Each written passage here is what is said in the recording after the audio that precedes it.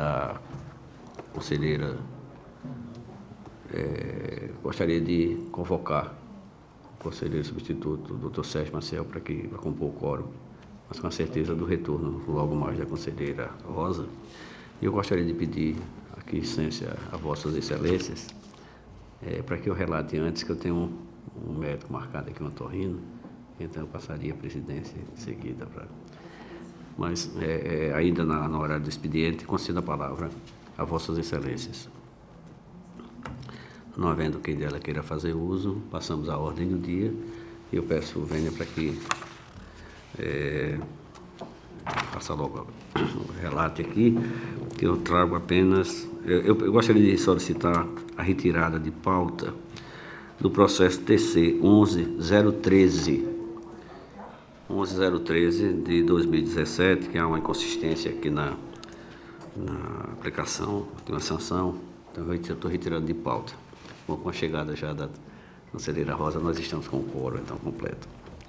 E eu passo então a relatar o processo TC 13141 de 2018, do município de Carneiro, responsável a senhora Margarida Maria Nobre dos Anjos, então gestora do Fundo Municipal de Assistência Social daquele município.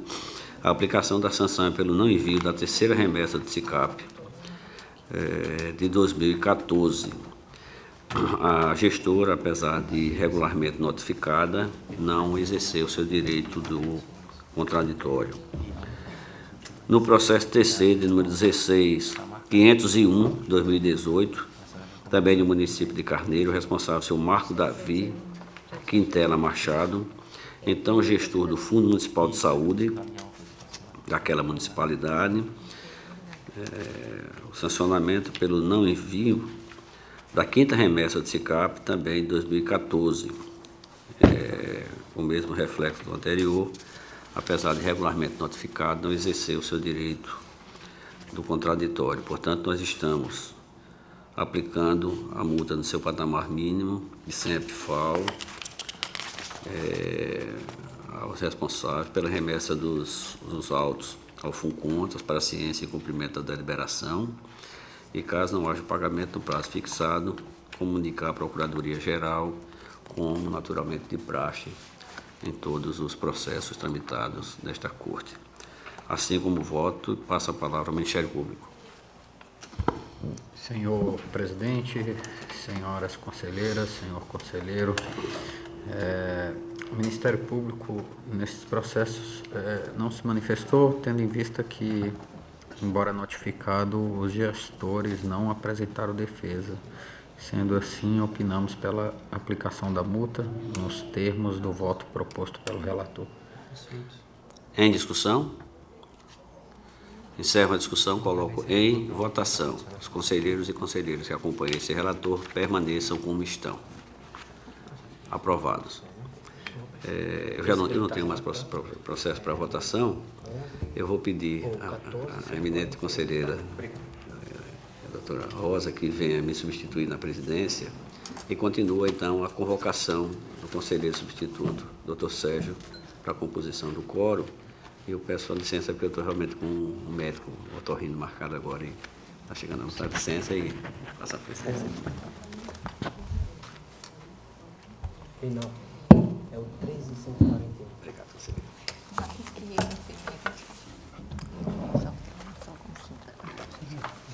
Esses documentos estavam aqui em cima, que eu não cheguei.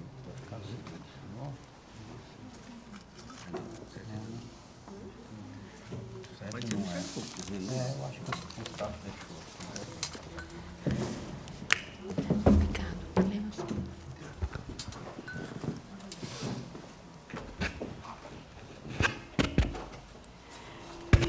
Dando continuidade à sessão, para relatar a conselheira Maria Cleide.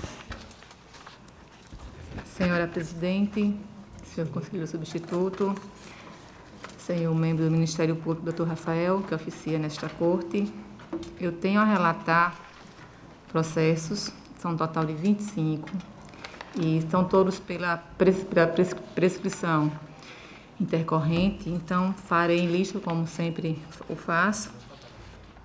primeiro é o processo TC, que se trata do mesmo gestor. O gestor aqui é o senhor José Luciano Barbosa Silva, é o da Prefeitura Municipal de Arapiraca. Então, todos eles, que irei citar agora, é desse mesmo gestor. É o processo TC de número 4524, de 2009, o processo TC de número 16018, de 2009, processo TC de número 16.000, de 2009, processo TC 16002, de 2009, o processo TC de número 15999, de 2009, processo TC de número 15714, de 2009, processo TC 4525, de 2009, o processo TC de número 16007, de 2009, o TC de número 4522, de 2009, o TC de número 4543, de 2009, o 16003, de 2009, o 16009, de 2009, 16008, de 2009, 15717, de 2009. Todos esses aqui, como eu já falei, é da Prefeitura Municipal de Arapiraca, que teve como gestor à época o senhor José Luciano Barbosa Silva. Tenho também o processo TC de número 2438, de 2013, e o TC de número 2413, de 2013. Esse é referente à Prefeitura Municipal de Quebrangulo. Teve como gestor à época o senhor Marcelo Ricardo Vasconcelos Lima. Tenho também o processo TC de número 11194, de 2006. Esse daqui é da Secretaria de Ressocialização do Estado, tendo como gestor à época o senhor Aurélio Rosendo dos Santos. Processo TC de número 13363, de 2011. Esse é referente à Secretaria de Estado da Infraestrutura, a CEINFRA, que teve como gestor à época o senhor Marcos Antônio de Araújo Firma. Tenho também o processo TC de número 16423, de 2013.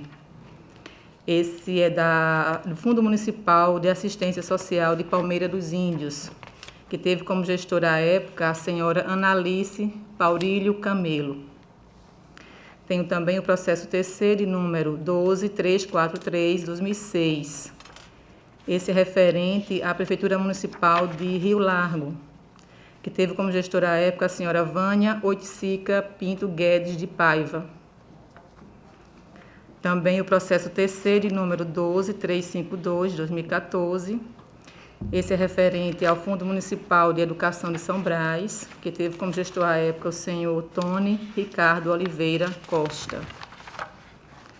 Tenho também o processo TC de número 3361, de 2006. Esse processo é referente à Prefeitura Municipal de Messias, tendo como gestor à época o senhor Jarbas Maia de Almena Filho. Tenho também o processo TC de número 15015, de 2011. Esse processo é referente ao Fundo Municipal de Saúde de São Brás, que teve como gestora à época a senhora Cícera Cristina Costa Borges Silva. Tenho também o processo TC de número 15542, de 2013. Esse é referente ao Fundo Municipal de Educação de Cajueiro, que teve como gestora à época a senhora Maria José Soares Ribeiro. E, por último, o processo TC de número 18608, de 2011. Esse processo referente à Prefeitura Municipal de Feira Grande, tendo como gestor à época o senhor Fábio Apóstolo de Lira. Aqui, todos os processos foram originados no FUCONTAS, referente ao não envio ou envio fora dos prazos regulamentares de documentos por parte de gestores públicos, conforme se encontra devidamente identificado nos autos. O Ministério Público de Contas se manifestou em todos os processos, ora aqui relatados, com pareceres pelas prescrições. Diante do exposto, voto no sentido que sejam arquivados estes processos, tendo em vista a incidência da Lei Federal 9.800 873 de 99 e a súmula número 001 deste Tribunal de Contas, que dê ciência aos interessados e proceda-se com as respectivas publicações para que produza os efeitos legais. É assim como voto, senhora presidente, senhor conselheiro. Com a palavra o Ministério Público. Eu reitero todos os pareceres do Ministério Público que constataram igualmente a incidência da prescrição intercorrente e opinou, então, pelo arquivamento dos feitos. Esse é o nosso parecer. Aprovados. Pela ordem para relatar, conselheiro Sérgio Maciel.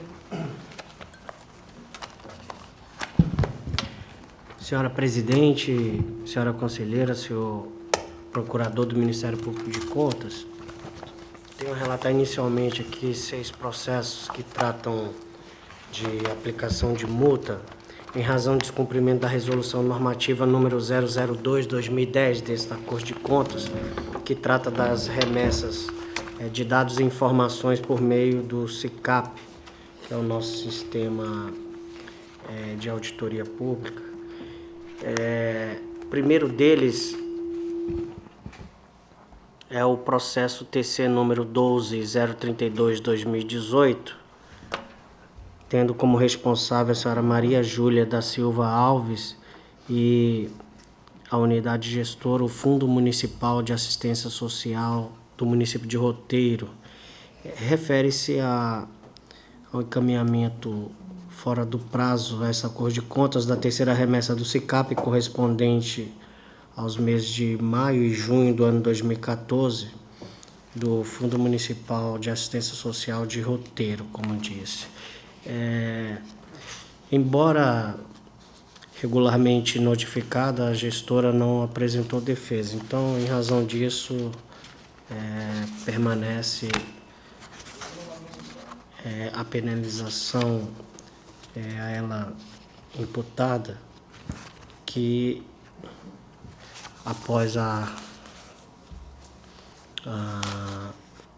o exame, a proposição é de aplicação de multa de 100 UPFAUs, a cientificação da gestora e também a direção do FUNCONTAS, e o alerta de que o não pagamento da multa no prazo fixado implicará comunicação à Procuradoria-Geral do Estado para posterior ajuizamento de competente ação de execução, na forma disposta no artigo 31, incisos 2 da Lei 5.604 de 94, a nossa lei orgânica, e artigo 157 e 205 do nosso regimento interno, e também a publicação da decisão.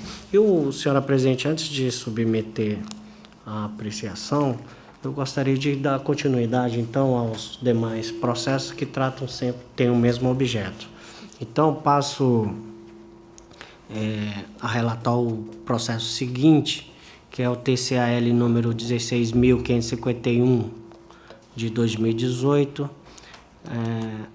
A responsável nos autos também aqui é a senhora Maria Júlia da Silva Alves, e também se refere ao Fundo Municipal de Assistência Social do município de Roteiro. No caso desses autos, o descumprimento da norma da Resolução Normativa 002/2010 se deu em razão da não remessa, do envio fora de prazo da remessa, da quinta remessa do SICAP, correspondente às informações dos meses de setembro e outubro do ano 2014 daquele fundo. E aqui também a gestora deixou de apresentar o contraditório e a defesa. Em razão disso, permaneceu a multa. Processo número TC 12.971 de 2018. A responsável nos autos é a senhora Zélia Maria da Silva Noberto, gestora da Secretaria Municipal de Educação do município de Roteiro. Aqui também refere-se a descumprimento da Resolução Normativa 002/2010 e No caso específico, foi encaminhado fora do prazo a terceira remessa do SICAP, correspondente aos meses de maio e junho de 2014, da Secretaria Municipal de Educação de Roteiro. Processo TC número 14.281/2015, o responsável nos autos é o senhor Francisco Cláudio de Almeida. A unidade gestora é o Fundo de Previdência Própria do município de Jequiá da Praia. Aqui também trata-se de descumprimento da resolução normativa que refere-se às remessas do SICAP e, no caso específico, foi encaminhado fora do prazo a quarta remessa referente aos meses de julho e agosto de 2014 do Fundo de Previdência do município de Jequiá da Praia. O processo seguinte é o 12.140/2018, também por descumprimento da resolução normativa número 002, e aqui o responsável é o senhor Domício Pereira dos Santos Júnior, do Fundo Municipal, gestor do Fundo Municipal de Assistência Social de Jequiá da Praia,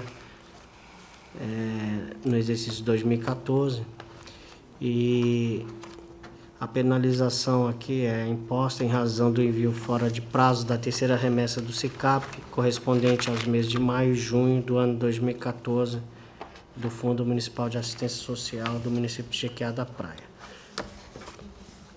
Todos os processos, como afirmei inicialmente, os gestores não apresentaram defesa, em razão disso permaneceu a aplicação da multa de 100 UP falso a todos esses gestores, e também a proposta de voto no sentido de cientificá-los para o cumprimento da presente decisão no prazo de 15 dias, que após o trânsito em julgado faça o pagamento da multa a crédito Funcontas, em consonância com o disposto na Lei 6.350 de 2003, também cientificar a direção do Funcontas e alertá-los os responsáveis de que o não pagamento da multa no prazo fixado implicará em comunicação à Procuradoria do Estado para posterior ajuizamento da competente ação de execução, conforme disposto na nossa lei orgânica e no regimento interno. E também por proposta de publicar as decisões ora relatadas. É como voto em todos os processos, senhor presidente. Conselheiro, em virtude da convocação de Vossa Excelência, devem ser convertidos as propostas em votos. Exatamente. Obrigado pela observação, senhora conselheira. Em discussão, os votos trazidos pelo conselheiro substituto, doutor Sérgio. Com a palavra o Ministério Público, doutor Rafael. Nesses processos o Ministério Público não se manifestou, e nem os processos tramitaram por lá, porque o gestor sequer apresentou defesa, embora fosse irregularmente notificado. E nesse caso a nossa manifestação estritamente oral é no sentido da aplicação de multa, conforme o voto do relator. Em discussão, em votação, conselheira Maria Cleide. Acompanho o relator, senhor presidente. Aprovados. Senhora presidente, tem mais um processo para apreciação dessa Câmara Deliberativa. Trata-se do processo TCL número 5.590/2019. Trata-se de representação com pedido de concessão de medida cautelar formulada pelo Ministério Público de Contas a partir de denúncia apresentada pela empresa MI Montreal Informática, em face dos senhores Manuel Messias Moreira Melo Filho, diretor-geral da Perícia Oficial do Estado de Alagoas, e Rony Presbítero de Arruda Nascimento, presidente da Comissão Técnica da Perícia Oficial, noticiando a ocorrência de supostas irregularidades no âmbito do pregão eletrônico número 10.090/2019, promovido pela ANGESP, Agência de Modernização da Gestão de Processos, em atendimento às necessidades da perícia oficial do Estado de Alagoas, objetivando a contratação de empresa ou consórcio para a prestação de serviços por empreitada por preço unitário para a solução integrada, contemplando o cadastro de dados biográficos e biométricos, fornecimento de carteiras de identidade, carteiras funcionais e outros serviços correlatos com a impressão de documentos, administração de bancos de dados, sistemas automatizados de identificação por impressão digitais, disposição de equipe especializada de gerenciamento, suporte e operações nos locais estipulados, serviços para captura, armazenamento, processamento, digitalização e transmissão de dados e imagens, no valor estimado de 11.925.000. Segundo o Ministério Público de Contas, as supostas irregularidades constituem na dispensa da empresa Thomas Gregg e Sons, licitante vencedora, por parte da Comissão Técnica da Perícia Oficial, da realização do teste formulado pelo perito responsável pela condução da prova de conceito e seus requisitos. Aqui, assim, explicando melhor, o Ministério Público de Contas, por meio dessa denúncia aqui, ele alega que a Comissão Técnica da Perícia Oficial dispensou a empresa vencedora da realização dessa prova conceito e dos seus requisitos. Essa é um dos pontos dessa representação. O segundo é o descumprimento do item 1.10.9 do edital de pregão eletrônico, que diz respeito à utilização de dispositivo portátil, inviabilizando assim a demonstração da capacidade técnica da licitante. E terceiro, realização de testes de coletas e identificação de digitais em discrepância com a realidade. Bem, são essas inicialmente as supostas irregularidades. E em 20 de maio de 2019 foi proferida a decisão monocrática por mim, constante das folhas 92 e 94, onde eu determinei a realização de audiência dos representados e de representante da empresa Thomas Gregg Sons, que é a empresa vencedora, empresa licitante vencedora, como parte interessada. Então eu decidi ouvir os representados e a interessada antes de me pronunciar sobre essa medida cautelar, esse pedido de concessão de medida cautelar do Ministério Público de Contas. Em 5 de junho de 2019, após a realização das audiências, a empresa denunciante, MI Montreal Informática, apresentou requerimento para a juntada de cópia de procuração e do contrato firmado entre a empresa ViaSoft, que é uma das participantes do consórcio vencedor do pregão 10.090, e o Estado do Rio Grande do Norte. Portanto, ela apresentou um contrato, uma cópia de um contrato firmado e dessa procuração dessa empresa, bem como trouxe fundamentos jurídicos que sustentam sua denúncia, sendo todos juntados as folhas 101 a 118 e 315 a 373, respectivamente, desses autos. Em 8 de julho de 2019, a Procuradoria de Estado de Alagoas, representando a perícia oficial, protocolou nesta Corte de Contas as razões de defesa e justificativas para supostas irregularidades, o que foram juntadas às folhas 129 e 268 dos autos.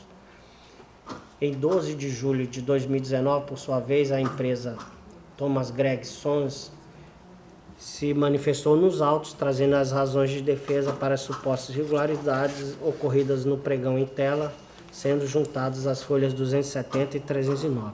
Esse é o breve relatório, senhora conselheira, senhora presidente, senhor procurador do Ministério Público de Contas. Com a palavra ao Ministério Público.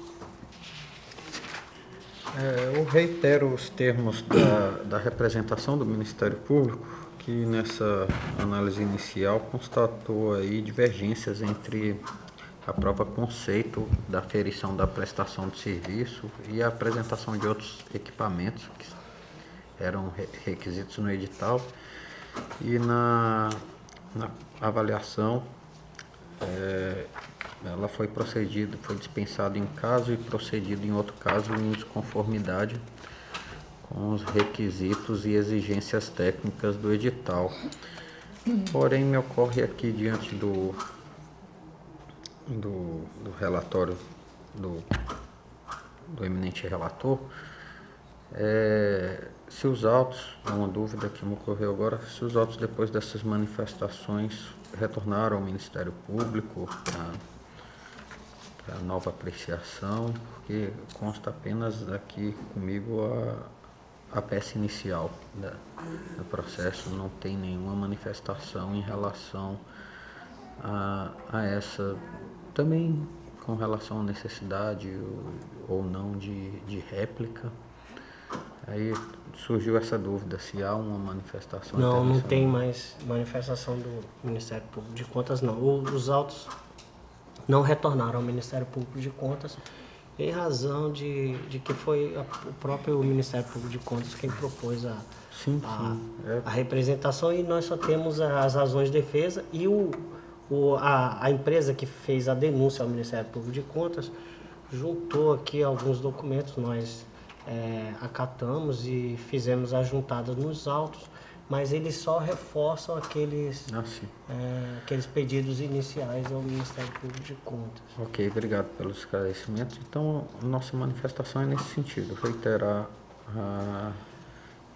os termos da representação, no sentido de que essas desconformidades aqui, inicialmente apuradas na aplicação do teste conceito, pode trazer um grave prejuízo, porque houve descumprimento do edital, e nesse sentido se justificaria a concessão da medida cautelar para sobrestar o certame até o julgamento final da nossa representação. Essa é a nossa manifestação.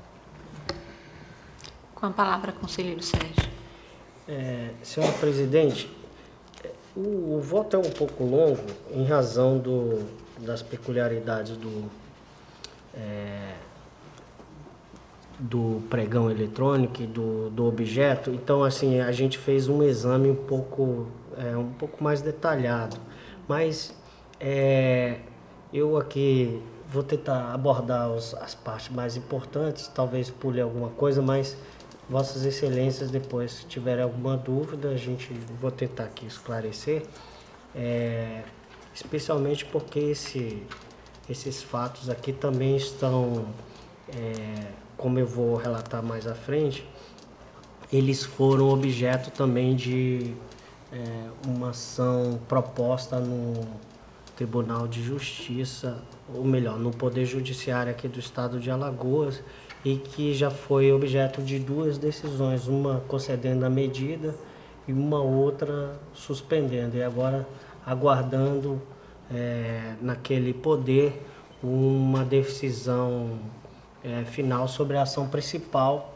que deve ter tido já dado entrada,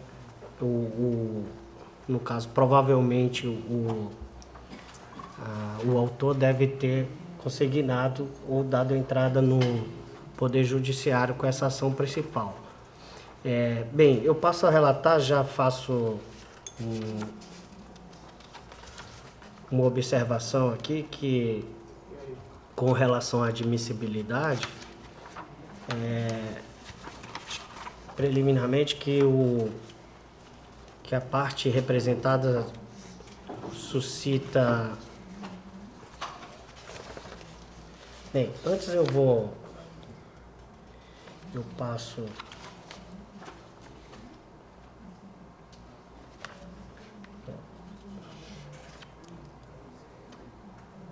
Só um momento. Aqui eu passo para uma preliminar que...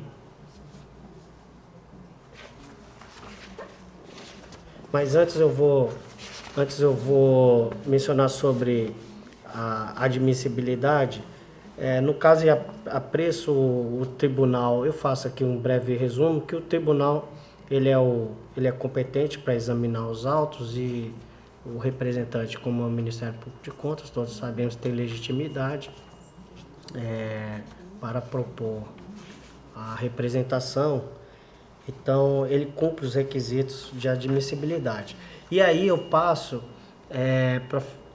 para uma preliminar suscitada aqui pelo representado e registro que a parte representada suscita a existência de relação de prejudicialidade a justificar a suspensão da representação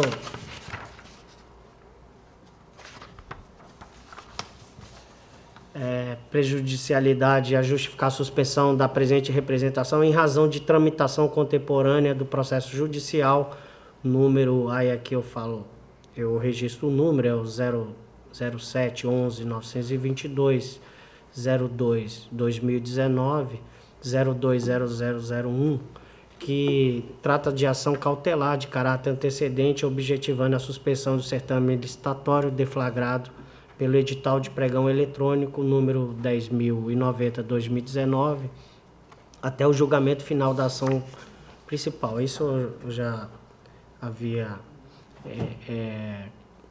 relatado no início. E aqui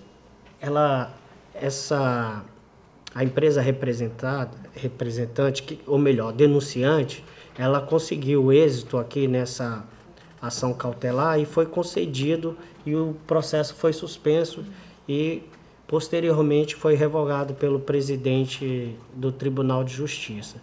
E aqui consta nos autos todos essas decisões. Mas sobre essa cogitação de prejudicialidade, eu lanço mão do consagrado princípio da independência das instâncias, que autoriza a tramitação e exame concomitantes de processos com idênticos objetos, tanto nos tribunais de contas quanto nas instâncias do Poder Judiciário.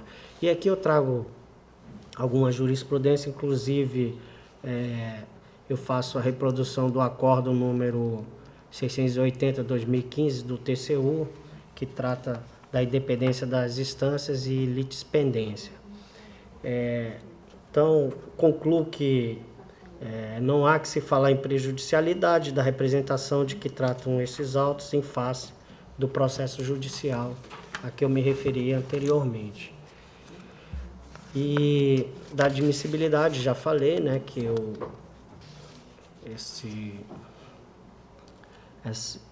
o processo atende os pressupostos tanto indicados tanto na lei orgânica quanto no regimento interno, e assim verifico que a matéria objeto da representação está inserida na competência do Tribunal de Contas e essa corte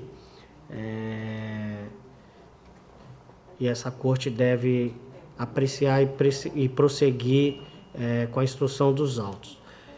Bem, aí passamos agora às supostas irregularidades. Aduz o Ministério Público de Contas que ocorreram no âmbito do pregão eletrônico número 10.090/2019, dispensa infundada de teste de digitalização de 30 fichas cadastrais, não comprovação de que a licitante vencedora possuía os equipamentos de digitalização em conformidade com o edital, realização de coletas de impressões digitais durante a prova de conceito em desconformidade com item 1.3.6 do edital, não utilização de dispositivos portáteis durante a prova conceito, em desconformidade também com item 1.2.9 do edital, existência de e-mails institucionais que indicariam favorecimento à empresa vencedora e utilização pela empresa licitante vencedora de certidão com informações supostamente falsas. Esses dois últimos itens foram um aditamento do denunciante, como eu falei no início. Ele trouxe mais informações aos autos, então a gente acrescentou essas duas supostas irregularidades que não foram tratadas inicialmente na inicial do Ministério Público de Contas. Bem, de acordo com a representante, as irregularidades teriam ocorrido durante a denominada prova de conceito, etapa estabelecida no item 1.2, anexo 1 do termo de referência do pregão, cujo objetivo era avaliar tecnicamente a solução proposta, de modo a certificar o atendimento pleno aos requisitos fundamentais estabelecidos no termo de referência. Alega o representante ter havido dispensa indevida pela Comissão Técnica da Perícia Oficial da realização de teste obrigatório que constituiria na digitalização de 30 fichas cadastrais. A exigência relativa à digitalização das fichas cadastrais está prevista no item 4.23.5 do capítulo destinado à forma de prestação dos serviços, do termo de referência, o anexo 1, ou seja, refere-se ao momento da prestação de serviço, a produção mínima a ser atendida pela empresa contratada a partir do início da prestação de serviço. Então, conforme estabelece os itens 1.2.1 e 1.2.2 do edital, que trata da prova de conceito do termo de referência, a exigência dirigida ao licitante classificado em primeiro lugar é de que participe da prova conceito, na qual deveriam ser executados testes reais em sistema disponibilizado pelo próprio licitante, com o objetivo de avaliar tecnicamente a solução proposta. Testes esses cuja forma de realização, infraestrutura necessária e procedimentos encontram-se referenciados nos itens 1.3 a 1.19 daquele termo de referência. Portanto, a exigência precípua em relação à prova de conceito é de que os testes sejam reais, não havendo em qualquer dos tópicos destinados à forma de sua realização exigência de quantidade mínima de fichas cadastrais a serem digitalizadas. Conforme já registrado, essa exigência que corresponde ao momento posterior, essa é a exigência que corresponde ao momento posterior ao procedimento licitatório, quando da prestação de serviço já contratado. Portanto, eu entendo que não procede essa irregularidade trazida ao conhecimento dessa Corte de Contas. No que se refere à afirmativa de que o consórcio vencedor não comprovou possuir equipamentos em conformidade com o edital, o que se extrai da ata da prova de conceito é o pleno atendimento a essa exigência, conforme folhas 16 e 20. Conforme a referida ata, é possível constatar que, quando requisitadas as conferências de dispositivos e softwares utilizados, os servidores do Instituto de Tecnologia Informática e Informação, do ITEC, decidiram pela conformidade dos equipamentos, ou, nas ocasiões em que foram apontadas desconformidade, se extrai da ata, se verifica na ata, a concessão de oportunidade para a licitante corrigi-las, o que foi feito. No que foram atendidas dentro do prazo previsto no edital. Então, com relação também a essa irregularidade, eu penso também que não deve prosperar. Aponta ainda o representante que a coleta de impressões digitais durante a prova de conceito teria ocorrido em desconformidade com o subitem 1.3 e 1.6. Aí aqui eu descrevo o que trata esse subitem. Ele tem 2 pontos aqui importantes para avaliação e exame dessa questão. É o que diz o 1.13.1, que diz que a massa de teste será definida e preparada pela contratante através de um conjunto de 50 FPIs. FPIs são as fichas, onde são coletadas essas impressões. E também no item 1.13.6, que diz as latentes datiloscópicas simularão imagens e fragmentos coletados em cenas de crime e estarão associadas às fichas datiloscópicas. Quer dizer, são questões assim muito específicas relacionadas à identificação de pessoas e principalmente em cenas de crime. Aí, conforme o termo de referência, a definição de massa de teste cabe à contratante, num conjunto de 50 FPIs. a serem utilizadas nos testes, podendo, portanto, conter diversas formas e apresentação de impressões digitais, incluindo a possibilidade de um conjunto de FPIs que simulem erros de apresentação e fragmentos de coletas feitas em cenas de crime. Não obstante a previsão de testes reais, a massa de testes a ser utilizada se refere a uma simulação, conforme prevê o próprio termo de referência. Ou seja, testes elaborados artificialmente pelo contratante com o fim princípio de possibilitar a avaliação do serviço a ser prestado. Como não há um padrão definido da forma e estado de conservação em que são encontradas impressões digitais em um crime, não há como se exaurir todas as possibilidades, sendo, portanto, razoável a exigência de simulação prevista no item 1.13.6 por meio de fragmentos aleatórios, o que foi feito pela comissão presente na prova de conceito. Em relação a essa outra irregularidade, também entendemos que não procede a representação.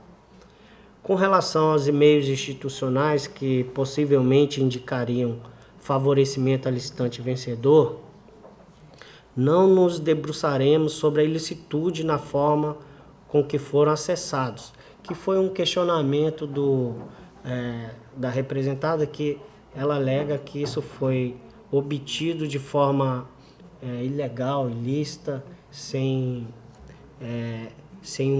nenhum pedido formal. Então e ela alega que era um documento institucional que não poderia ter extrapolado as dependências da perícia lá.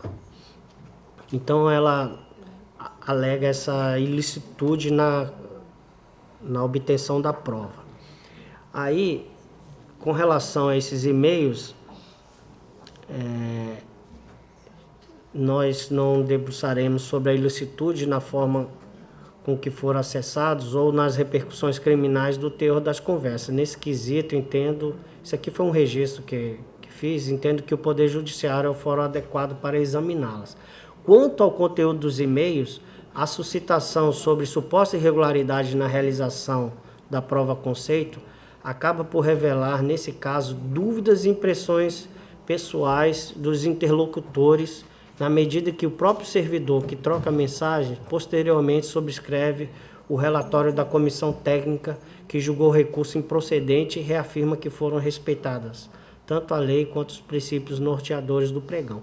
Bem, esse e-mail foi um e-mail que o denunciante trouxe aos autos, onde se verifica nesse e-mail que um dos participantes dessa comissão técnica, trocando mensagem com o outro, ele alega que não foram, nessa prova de conceito, os critérios não foram respeitados. Bem, então eles discutem essa questão nesse meio. Bem, aqui é importante aqui trazer a passagem eu trago a manifestação do representado, e aqui eu faço a reprodução, como é uma coisa pequena, eu vou relatá-la. Ele fala, a empresa representada, né? A empresa, ou melhor, a perícia. Aqui é a comissão técnica falando. Mas ainda que fosse possível valer-se da prova ilícita, seu conteúdo não tem qualquer força probante nos autos. Afinal, o servidor que encaminhou o referido e-mail, o senhor, aí ele fala o nome aqui, concordou com o relatório da comissão técnica do certame, aí documento de número de página, folha 15, que subsidiou a rejeição do recurso da denunciante e foi elaborado após o e-mail utilizado ilicitamente como prova nos autos. Isso significa que tinha tais questionamentos, Isso significa que se tinha tais questionamentos, após as discussões dentro da comissão, mudou sua opinião, concordando com os termos finais do relatório que subscreveu. Então, aqui, na verdade, a perícia alega que isso fazia parte das discussões. Era uma opinião dele, aquele servidor era uma impressão dele que tinha, de fato, ali não tinha atendido os critérios para a realização de prova-conceito e ele mencionou aquilo no e-mail. Bem, o documento formal e adequado que revelará a posição final e a uniformização de entendimentos e opiniões de uma comissão é o relatório final dessa comissão, subscrita por todos os membros.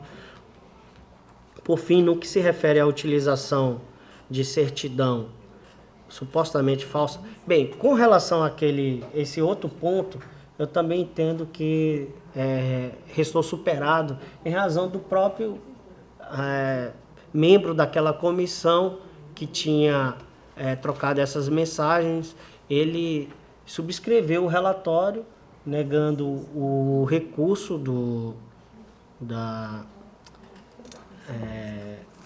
o recurso da empresa que foi vencida e também concordando que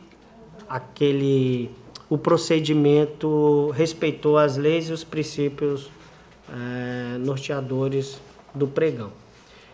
Bem, por fim, no que se refere à utilização de certidão supostamente falsa pela empresa consorciada via software, o documento em questão se trata de atestado técnico fornecido por órgão competente da administração pública do Estado do Rio Grande do Norte. Bem, é um atestado fornecido por órgão do Estado do Rio Grande do Norte, em que atesta a prestação de serviço por essa empresa. Aí aduz o representante que a empresa via software não desempenharia as atividades ali listadas. Na verdade, o Ministério Público ele não trouxe essa informação. Quem trouxe foi o denunciante. Então, como eu acatei, aí eu coloquei como representante. Então, há que se ponderar que a comissão de licitação não pode negar fé a documentos públicos. Então, assim, ela recebeu aquele documento e entendeu de boa fé e de que ela cumpria efetivamente tinha prestado serviço e aquele documento atestava a sua capacidade técnica. Além do mencionado atestado, a empresa via software apresentou outros atestados que comprovam sua capacidade técnica, como, por exemplo, o fornecido pelo Instituto de Polícia Científica do Estado da Paraíba. Então, ela não apresentou somente aquele atestado. Quanto ao pedido da medida cautelatória, sua concessão deve ser ponderada de maneira a observar a presença da probabilidade do direito alegado e o perigo de dano ou risco ao resultado útil do processo em razão da demora para se obter o provimento do mérito. Na presente representação, as supostas irregularidades não devem prosperar, uma vez que é ausente o fumus boni iuris, que é a probabilidade do direito alegado, na medida em que a evidência, a comissão técnica do certame demonstra ter observado as normas do edital de pregão eletrônico, bem como a legislação aplicável ao procedimento, que é a Lei 10.520 de 2002, a Lei do Pregão. Ante ao exposto, uma vez que não se vislumbra violação ao ordenamento jurídico e às normas do edital do pregão, entendo desnecessária a concessão da medida ora requerida. E aí eu passo para o voto. Dessa forma, presentes os requisitos exigidos tanto na lei orgânica quanto no regimento interno dessa Corte de Contas para a admissibilidade da representação sob exame, proponho o voto no sentido de que esta Câmara Deliberativa, no uso de suas atribuições, decida por conhecer da presente representação, uma vez que preenche os requisitos de admissibilidade estabelecidos no artigo 191 da Resolução número 003/2001, que é o nosso regimento interno, indeferir o pedido de tutela cautelatória, considerar improcedente a presente representação em razão de não restarem confirmadas as irregularidades alegadas, dar ciência da presente decisão com envio de cópia deste acórdão aos representados e determinar o arquivamento do presente processo. Só uma questão de ordem, presidente. Com a palavra, doutor Rafael. Se já está sendo deliberado o mérito, inclusive com relação ao julgamento não só da medida cautelar, mas do mérito definitivo aí, pelo que eu vi da conclusão do voto do eminente relator pela improcedência e arquivamento, acho salutar, nesse caso, a réplica oitiva do Ministério Público para analisar e, se for o caso, concordar e até refutar as alegações aí, porque a instrução processual, se for concluída agora pela improcedência, ela ainda não foi ultimada, já que no final as representações, o desfecho dela é com a manifestação do Ministério Público, inclusive quando autor, ele se manifestaria em sede de réplica. Então, o Ministério Público desconheceu a existência desses documentos, tudo. Enfim, essa inversão do procedimento para postergar a apreciação da medida cautelar, em algumas situações até justifica, quando não traz nenhum prejuízo, e até para aclarar. Mas aí, para o julgamento definitivo de mérito, inclusive já com a conclusão da procedência, aí creio que é imprescindível a manifestação em réplica do Ministério Público de Contas. Porque senão ele tem aí o contraditório e ampla defesa tolhido, já que não lhe foi oportunizado manifestar sobre novos documentos que foram juntados aos autos e as peças de defesa da parte oposta. Então, diante da dinâmica e da conclusão do julgamento, creio que há essa nulidade na forma do procedimento. Essa é a nossa questão de ordem. Conselheiro Sérgio. Senhor presidente, eu tenho observado, eu não de fato eu não tramitei o processo para o Ministério Público de Contas, porque eu tenho observado que nos outros processos semelhantes o Ministério Público de Contas não vem a se manifestar nessa réplica, mas eu não tenho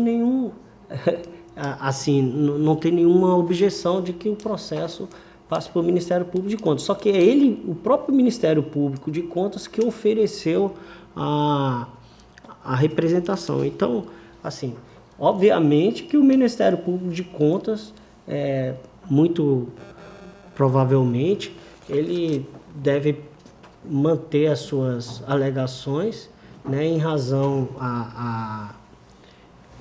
dos fatos. Com relação aos documentos, o denunciante, ele trouxe para a gente essas informações e solicitou a juntada aqui nos autos diretamente. Então, ele inicialmente apresentou essa denúncia por meio do Ministério Público de Contas, de fato ele deveria encaminhar ao Ministério Público de Contas para ter conhecimento desses documentos e o Ministério Público de Contas fazer o aditamento, se fosse o caso, da sua representação e solicitar essa juntada de contas, que é o que nós vemos, na verdade, nos demais processos. E aí, como eu entendi que na verdade, esse aditamento aqui por parte do denunciante, ele reforçava aquela denúncia e trazia mais duas outras informações e essas, digamos, essas supostas irregularidades que ele acrescentou aos autos foram todas enfrentadas e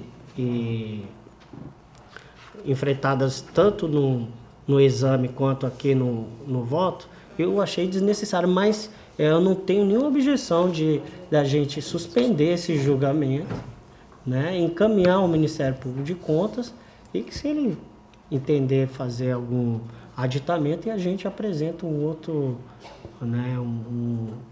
outra proposição de voto, sem nenhum problema, senhora. Então, com a palavra a conselheira Maria Cleide. Só para também, eu tenho esse entendimento do conselheiro Sérgio. Se a representação partir do Ministério Público, então, uma réplica, eu acredito que ele vai manter o entendimento dele da inicial. Então, eu acho que é um caso a se pensar realmente. Não sei como está agindo a segunda Câmara com relação a esse tipo de processos, mas